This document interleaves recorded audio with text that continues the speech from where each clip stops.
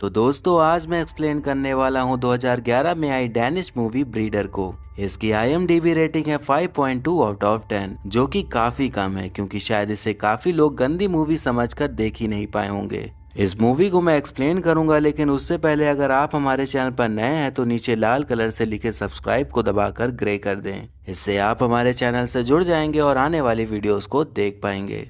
तो मूवी की शुरुआत में हम देखते हैं कि एक लड़की हॉर्स राइडिंग की प्रैक्टिस कर रही होती है जिसका नाम मिया होता है। वो 3 साल बाद होने वाले ओलंपिक में पार्टिसिपेट करने वाली थी, इसीलिए प्रैक्टिस कर रही थी। प्रैक्टिस हो जाने के बाद वो अपने घर जाती है। उसका मूड कुछ करने का होता है तो वो बिना कपड़े पहने अपने पति के पास जाकर उसे सेड्यूस करने लग जाती है, बट वो उसको भाव नहीं देता और सोता रहता है। अब मिया ऐसे ही अपने घर में टहल रही होती है, तभी वो देखती है कि कंप्यूटर में एक इजाबेल रुबेन नाम से मेल आया होता है। वो उसे खोलती है तो उसमें एक इमेज होती है जिसमें कि किसी बॉडी पे 14 के लिखा गया होता है। अब मिया को समझ में नहीं आता कि ये क्या है। फिर सीन शिफ्ट होकर एक खंडहर बिल्डिंग को दिखाया जाता है जिसमें कि एक बड़ा सा कंटेनर रखा होता है। इसके बाद सीन ब्लैकआउट होकर हमें मिया के पति थॉमस को दिखाया जाता है जो कि एक इंटरव्यू देख रहा होता है। उस इंटरव्यू में वही औरत इजाबेल रुबेन होती है जिसका मेल रात में आया था। वो अपने इंटरव्यू में बता रही होती है कि वो अपने एक एक्सपेरिमेंट में सक्सेसफुल हो गई है।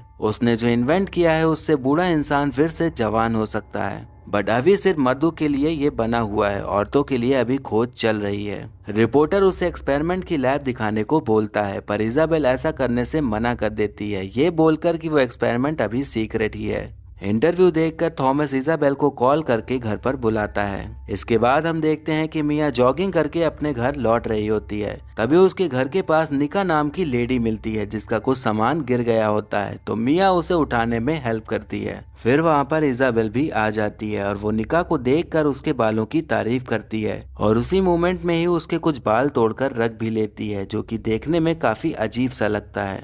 उसके बाद इजाबेल और मिया घर आ जाते हैं। अब थॉमस इजाबेल से उसी रिसर्च के बारे में बात कर रहा होता है। वो कहता है कि अभी हम तैयार नहीं हैं रिसर्च को पब्लिक करने के लिए क्योंकि इसका अभी फेज 1 ही पार हुआ है। थॉमस इजाबेल का इन्वेस्टर होता है, उसने उसके रिसर्च में अपने पैसे लगाए होते हैं। इजाबेल कहती है कि यहाँ पैसे की बात नहीं है, यहाँ बात है फर्स्ट आने की। अगर हम नहीं करेंगे तो हमसे पहले कोई और कर देगा, जिससे कि हमारी सारी रिसर्च बेकार हो जाएगी। अगर एक बार हम कामयाब हो गए तो लोग जवान होने के लिए तो खूब पैसे देंगे, तब हमें पैसे की कोई भी टेंशन नहीं होगी। अब ये सुनकर थॉमस थोड़ा सा एग्री करता है, बट कहता है कि तुम्हें जो करना है करो, लेकिन रूल्स में रहकर ही करो। इसके बाद हम देखते हैं कि रात में मिया एकदम अच्छे से तैयार होकर थॉमस को फिर से सेड्यूस करने का ट्राई करती है। वो थॉमस के साथ इंटीमेट होना चाह रही थी क्योंकि उसे एक बेबी चाहिए था। थॉमस उसके साथ इंटीमेट होने लगता है, बट थोड़ी ही देर बाद वो रुक जाता है और मिया से कहता है कि वो ये नहीं कर पाएगा क्योंकि जो वो चाहती है वो उसे नहीं दे सकता।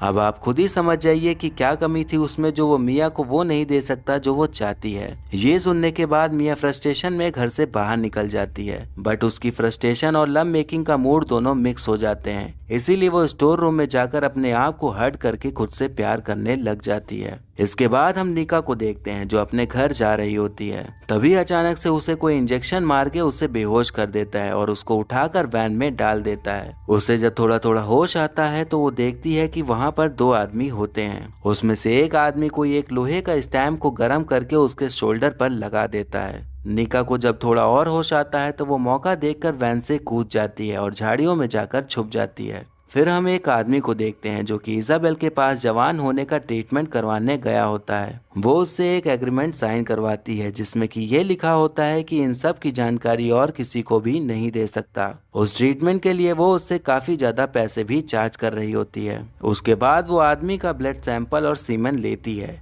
आदमी उसे ट्रीटमेंट से रिलेटेड काफी सवाल पूछने लग जाता है, जिससे कि इजाबेल गुस्सा होकर ट्रीटमेंट करने से मना कर देती है और उसे घर वापस भेज देती है।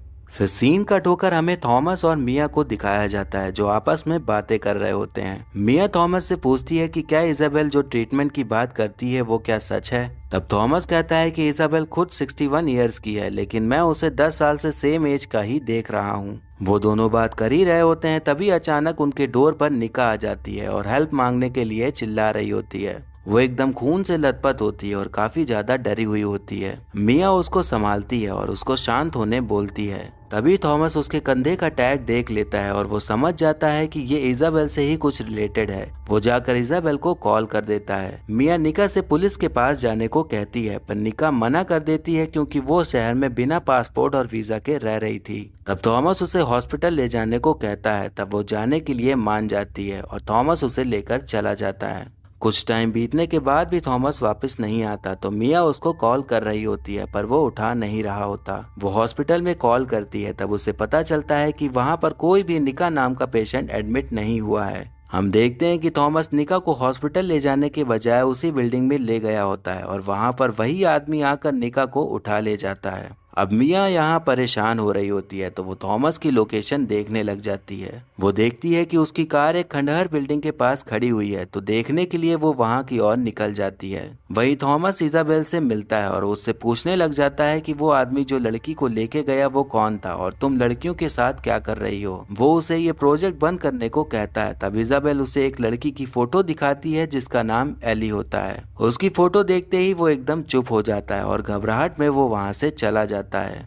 इसके बाद हम देखते हैं कि अब मिया उस फैक्ट्री में पहुंच गई होती है। वो वहां घुसने का ट्राई कर रही होती है। तभी उसको इजाबेल सीसीटीवी कैमरे से देख रही होती है तो वो उसे अंदर आने की एंट्री दे देती है। वो जब अंदर जाती है तो नज़ारा काफी बंजर सा दिखाई देता है। वो वहाँ वही मेडिसिन को देखती है जो थॉमस खाता रहता था। फिर उसे किसी औरत के चीखने की आवाज सुनाई देती है तो वो उस आवाज को फॉलो करते हुए जाती है। वो देखती है कि एक आदमी एक औरत को बांध कर उसे इलेक्ट्रिक शॉक देकर तड़पा रहा होता है। तभी वहाँ पीछे से एक और आदमी आकर मिया को पकड़ लेता है और उसे घसीटते हुए एक कमरे में ले जाकर बंद कर देता है। उस आदमी का नाम था द डॉग और दूसरे आदमी का नाम होता है द पिग। ये दोनों इजाबेल के लिए काम करते थे। अब डॉग इजाबेल के पास आता है और उसे अपने दिए हुए कपड़े उसके सामने ही चेंज करने को कहता है। मिया डर के मारे उसी के सामने कपड़े चेंज कर लेती है। वो वहाँ से भागने की कोशिश करती है, बट डॉग उसे पकड़ के रस्सी से बांध देता है और एक स्टैम्प को गर्म करके उसके भी कंधे पर लगा देता है जैसे निका को लगाया था।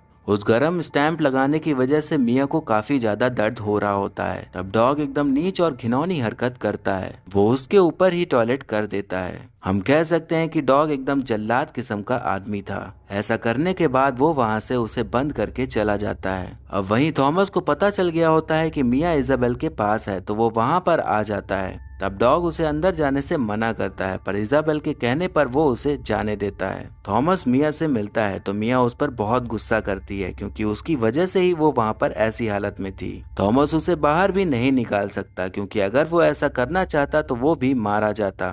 उसके बाद वो इजाबेल से मिलता है। इजाबेल उससे कहती है कि अब तुम्हें भी यहीं पर रहना होगा और जब तक शांति से रहोगे तब तक मिया को कुछ भी नहीं होगा। मिया रूम की छानबीन कर रही होती है तो उसे एक नाखून मिलता है, जिससे कि उसे पता चलता है कि यहाँ जो भी आता है उसका हाल बुरा ही होता है। तभी वहाँ पर निका उनके चंगुल से भागकर मिया से हेल्प मांगने आई होती है, बट उसे वो लोग मार डालते हैं और उसकी बॉडी फेंक आते हैं। इसके बाद हम उस आदमी को देखते हैं जो पहले ट्रीटमेंट कराने आया था। वो पूरी तरह से ट्रीटमेंट कराने के लिए तैयार था, बट इजाबेल अब चार्जेस 2 गुना बढ़ा देती है, पर फिर भी वो मान जाता है। अब हम देखते हैं कि इजाबेल अपना रिसर्च का कुछ काम कर रही होती है और वहीं डॉग बैठा होता है। इजाबेल उसकी बस इंसल्ट ही कर रही होती है। वो उसको एक काम करने वाले जानवर के अलावा कुछ नहीं मानती। फिर हम देखते हैं कि थॉमस ने गेट का कोड खोल लिया होता है और वो मिया को बचाने उसके पास पहुंच जाता है। तब मिया उससे 14K के बारे में पूछती है, जो कि उसे ईमेल में दिखा था। थॉमस बताता है कि 14K का नाम एली था। वो उसे एक पार्टी में मिली थी, जो कि इजाबेल ने ही मिलवाया था।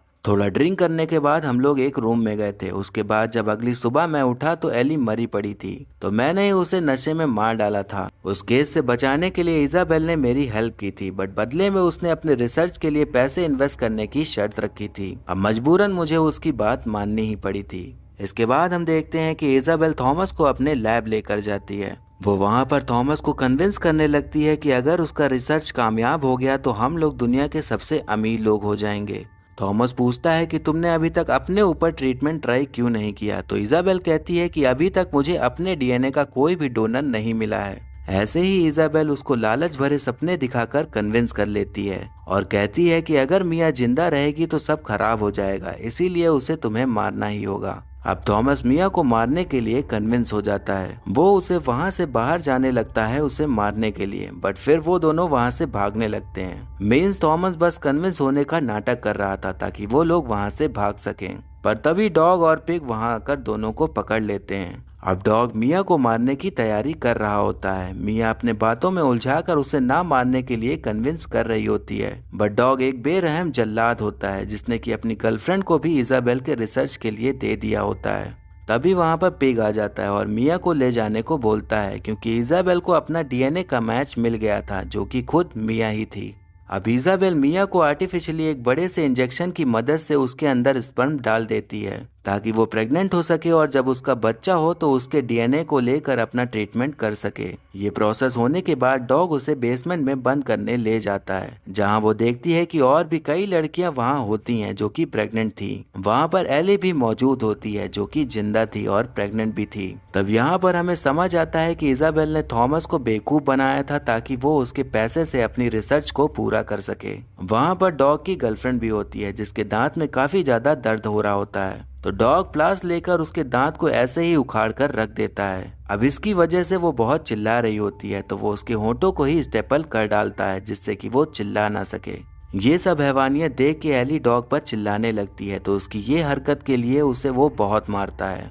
एली प्रेग्नेंट होती है और उसके मार की वजह से उसे लेबर पेन शुरू हो जाता है। उसके बाद वहाँ इजाबेल आती है और उसकी डिलीवरी करवाती है और बच्चा उसे छीन कर खुद लेकर चली जाती है। अब मिया डॉग को गुस्सा दिलाने के लिए वहां पर टॉयलेट करने लग जाती है जिससे कि डॉग उसे केस से बाहर निकालकर खूब मारता है। मिया को उसके जेब से एक चाकू मिलता है और वो उसके ऊपर वार कर देती है, लेकिन डॉग एक जानवर ही था, उसे कोई भी असर नहीं होता और वो मिया को गला दबा के मारने लग जाता है। तब वहाँ पर मौजूद एक लड़की मिया की हेल्प करने के लिए डॉग को चाकू से मारने लग जाती है और मिया डॉग के चंगुल से छूट जाती है। उसके बाद वो चाबी लेकर सभी के केज को खोल देती है और सब वहां से भाग लेते हैं। वो उसी कंटेनर के पास जा पहुंचते हैं जो हमें स्टार्टिंग में दिखाया गया था। जब वो उसे खोलते हैं तो उसमें बच्चों की लाशें पड़ी हुई दिखती हैं जो कि काफी भयानक नजारा होता है। एली अब अपने बच्चे को ढूंढने लग जाती है और ढूंढते हुए वो इजाबेल के पास पहुंच जाती है जो कि बच्चे को मारने ही वाली थी। सारी औरतें उससे बच्चा छीन लेती हैं और उसके एक आदमी को चैन से गला घोटकर मार डालती हैं। अब इजाबेल बचने के लिए वहां से भागने लग जाती है तो मिया भी उसके पीछे जाती है, पर डॉग को आता देख वो एक अलमारी में छुप जाती है। वहीं फिर थॉमस मिया को बचाने आ जाता है जिसकी डॉग से काफी भयानक लड़ाई होती है। डॉग बाउंड्री में लगाने वाले नुकीले तार से थॉमस के मुंह में लगाकर खींचने लग जाता है जिससे कि उसके मुंह की हालत पूरी तरह से खराब हो जाती है। फिर मिया कैसे भी करके अलमारी से निकलती है और डॉग को इलेक्ट्रिक शॉक देकर बेहोश कर देती है और थॉमस की जान बचा लेती है। वहीं इजाबेल अपने ट्रीटमेंट के सैंपल लेकर भाग रही होती है, तब वहां सारी औरतें आकर उसे पकड़ लेती हैं। फिर उसके बाद डॉग को बांधकर पहले एक लड़की उस पर टॉयलेट करती है, फिर उसके बाद बारी बारी से सब उसे मारती हैं, ठीक वैसे ही जैसे वो उनके साथ करता था। डॉग की गर्लफ्रेंड वहां रहकर मेंटली पागल हो गई थी तो वो इजाबेल को डॉग की हेल्प करने के लिए उसे खोल देती है, पर इजाबेल को लगता है कि वो यहाँ से भाग नहीं पाएगी तो वो एक स्क्रू ड्राइवर लेकर खुद को ही मार डालती है। इसके बाद वहाँ पर पुलिस आ जाती है और सारे लोगों को रेस्क्यू कर लेती है। पुलिस जब इन्वेस्टिगेशन करती है तो इजाबेल नाम का कोई भी रिकॉर्ड नहीं मिलता और कोई भी गवाही देने को रेडी नहीं होता कि डॉग और पिग को किसने मारा, तो केस वहीं पर क्लोज हो जाता है। फिर हमें मिया को दिखाया जाता है जो कि थॉमस के साथ होती है। डॉग के बुरी तरह मारने से थॉमस का फेस काफी खराब हो गया होता है, पर मिया फिर भी उसे उतना ही प्यार करती है जितना पहले भी करती थी। इसके बाद हम देखते हैं कि मिया ने एली के बच्चे को अडॉप्ट कर लिया होता है और वो उसे पाल रही होती है और मूवी यहीं पर खत्म हो जाती है। तो दोस्तों ये था एक्सप्लेनेशन ब्रीडर मूवी का। इस मूवी में शायद ही कुछ ऐसा था जो कि समझाने वाला हो। अगर बात करें कि इजाबेल लोगों को जवान कैसे बनाती थी तो वो पहले अपने क्लाइंट्स का स्पर्म लेती थी और उस क्लाइंट के सेम डीएनए वाली लड़की को स्पर्म इंजेक्ट करके उसके बच्चे होने के बाद उसे बच्चे के जरिए उन्हें जवान बनाती थी। अब ज्यादा साइंटिफिक डिटेल्स तो मुझे नहीं पता क्योंकि मैं साइंस में बहुत ज्यादा कमजोर था, बट मुझे उम्मीद है कि आपको समझ में आ ही गया होगा। तो अगर मेरा एक्सप्लेन करना अच्छा लगा तो कमेंट करके जरूर बताइएगा और मुझे अगली कौन सी मूवी एक्सप्लेन करनी चाहिए ये भी आप बता सकते हैं। और ऐसे ही आने वाली वीडियोस देखते रहने के लिए हमारे चैनल को सब्सक्राइब करें और बेल आइकन दबा दें जिससे कि आपको नई वीडियोस की नोटिफिकेशन मिल जाएगी।